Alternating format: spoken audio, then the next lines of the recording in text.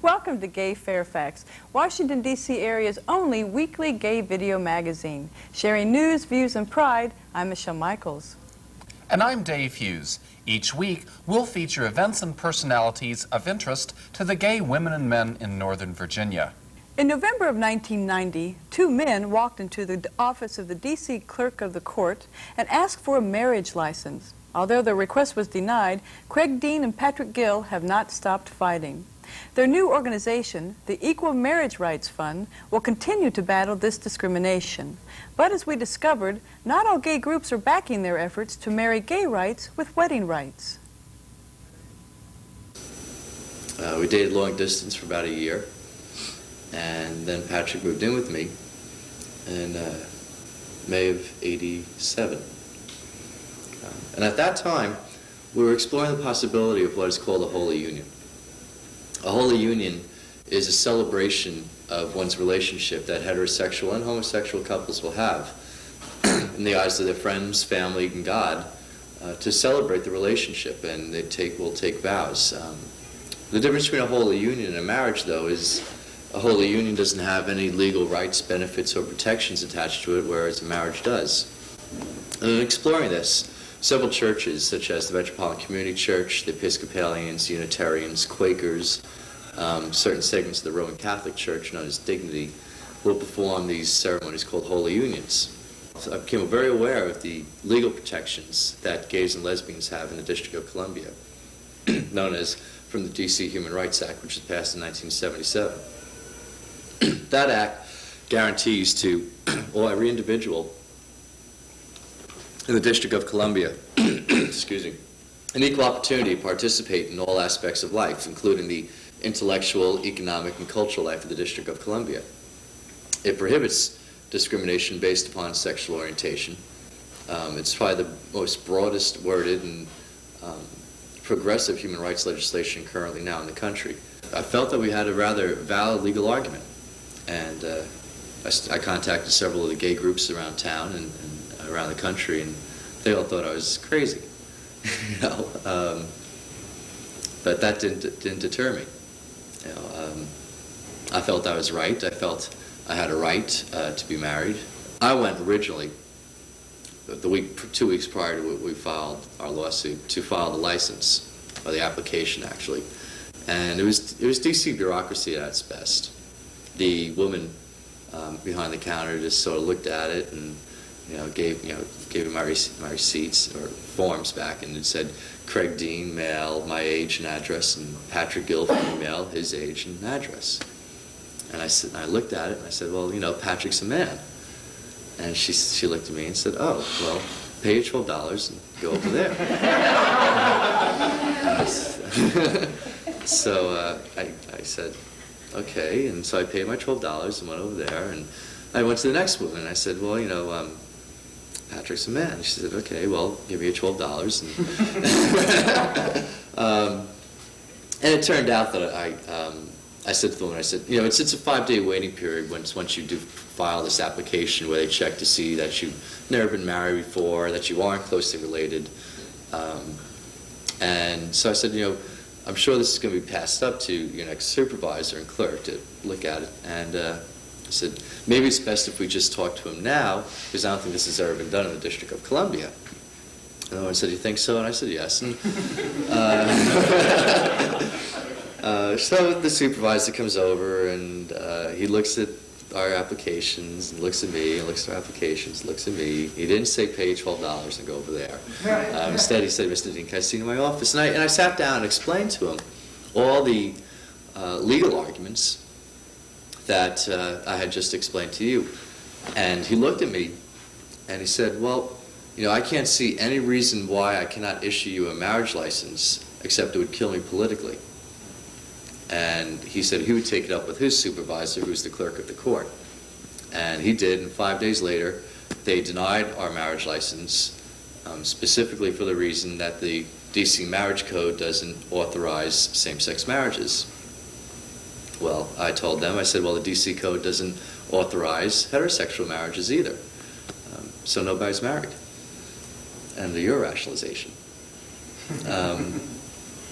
And they didn't buy that either. So we went forward to file this litigation, and I guess I'll let Patrick tell you more about the court. So we wrote up our lawsuit and go down to the district and meet again with Mr. Bean, file the case. He brings us back our receipt for filing the case, and walk downstairs, walk out of a door, and our lives have been the same since. There's just a huge crowd of people in front of the court building, and they weren't there when we went in. And I didn't think it was like a lunch rush or anything. So we walked out into it, and someone finally said, we're walking out holding hands, okay? And someone said, are you the two that have filed for a marriage license, the gay couple? And we're like, duh. We're standing here holding hands. And they were like, oh. So they manipulated us into going back in and coming out twice so they could get their pictures and everything else. So that was the last time that we let any sort of media manipulate us. We'd sort of, after that day, kind of got more savvy in how to present and handle ourselves. So we walk out, and Craig very nervously gave his statement, and we started answering questions. And get home, about a half an hour later, we talked to a Washington Post reporter, and we got home, and there was 35 messages on our machine. And we had contacted the local media to let them know what we were doing, and it got on the UPI Reuters wire. And the next day it was on headline makers in USA Today, and a picture of us sitting on the court, in front of the court, holding hands, and a little brief article. And I guess every talk show producer in the country reads that part of the paper, because they were all calling. Sally, Phil, Oprah, Geraldo, everyone was calling. They wanted to speak to us. They wanted us, to see what was going on. And we were just amazed by what happened. Here we are just filing a lawsuit, and 2 days later we were all over the media. And a week after we filed the lawsuit, we were on the Oprah Winfrey Show. We actually went up to do our first show, CBS This Morning, and the night before, Craig's mother had heard that we were going to do Oprah, and was kind of against us doing anything like this. They all felt that we were upsetting their lives, and it became more of an issue of what we were doing to them rather than what we were fighting for. And it sort of still is. They're all starting to come around. But Craig's mother called my house to see if she could get together with my parents and try and stop us. And that's how my father found out. He found out from Craig's mother, who he had never met or spoken to before in his entire life. So she kind of let the cat out of the bag. So that was very difficult. Growing up, I came from a background with a very strong marriage. And I had always planned on marrying someone. And obviously, I wasn't going to be marrying a woman. So it just became, that's sort of the reason that we're doing what we're doing, is that we want to be together for the rest of our lives. And this is the only way of doing it. We could sit back and just have a holy union and, not have done anything. But that would have been a very big mistake, because we have heard a lot of positive things from our own community, from the straight community. And so far it's been a very positive experience. Okay. What I think is so remarkable, that when you first came out in the news and say, we want to get married, that you didn't automatically get the support of some of the established gay organizations, like Land Legal Defense Fund, National Gay Rights Advocates. Why was that? I think there are a couple of factors at work. Mm-hmm. One is Patrick and I are not established gay activists. We're on the outside.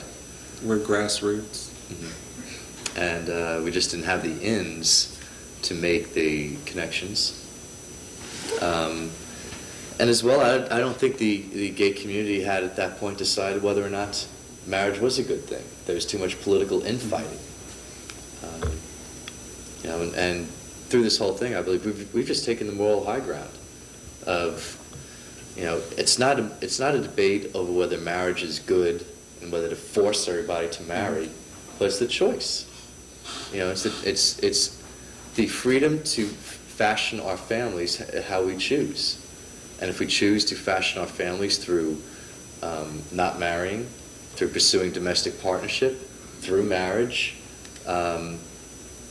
through contracts, that should be our own individual choice. The case started being seen as, you know, a division within our own community. So what's the purpose now of the Equal Marriage Rights Fund? What's your goal with it? I sort of, well, we formed it and incorporated it as an advocacy group, an educational group, because I didn't want it to stop after we simply won a lawsuit and to act as simply a vehicle to fund our legal defense battle, which it is, but it's also, we're acting as a national clearinghouse for gay and lesbian marriage rights information. By default, By more or less, right?